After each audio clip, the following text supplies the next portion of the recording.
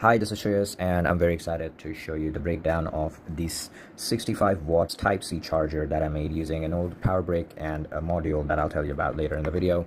So the main thing is nowadays there's a lot of fast chargers, but they are expensive and there's a ton of fake ones in the market. So I just decided to make my own so that I can be very sure what I'm actually using. So I bought this 65 watt module. It's called PD65. You can supply it with 8 to 30 volts, and on the other side there's a USB-C, and this will convert any DC voltage into like 65 watt. It supports up to 65 watts of power delivery. So what I did was I stripped this HP charger. Now I obviously opened it to kind of reverse engineer and find out what is the polarity. So but basically I cut this cable, and inside there's 3 wires. The blue one, just get rid of it, and the black one's negative, white one's positive. So what you have to do is take the module, and it says positive and negative. So on the other side there's 2 solder pads, so just solder the black one to the negative and white one to the positive, and you're good to go. You can test the charger, and once you're happy that it works, then just you can glue it onto the charger,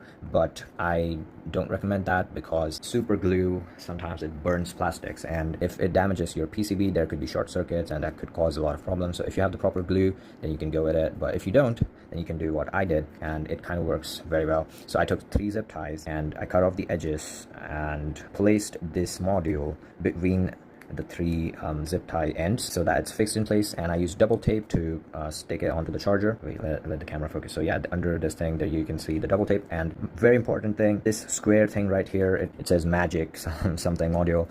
You have to avoid putting any double tape under it and anything around it because it heats up. It can reach very high temperatures, so you should avoid putting anything around it and keep some airflow. Now I've obviously kept some airflow, some place for air to flow in and out. So this doesn't have to be very airtight, but make sure you cover it with something. Now I had an old plastic case lying around, so I cut it to the height of this capacitor right here. It's the tallest one in the whole module. So this holds it in place, and if you are carrying this around, then it doesn't like wobble or like doesn't damage the module or any components on the module. Now I'll show you how it works. So basically I have this cable. Now this is a special cable because it has a display in it, and you can actually see how much power this thing is dragging. So as you can see, I'm charging my laptop right now, and it was at max. It was at 30 watts, and if you're using your laptop it goes up high because if on standby it doesn't drag a lot of power, but if you're using your laptop then definitely the power requirements are high. It can also charge a iPad, no problem. As you can see, the iPad's charging and it's at 11 to 10 watts. So depending upon your battery percentage, now this is almost charged, but if it's at low then it can go up to 25.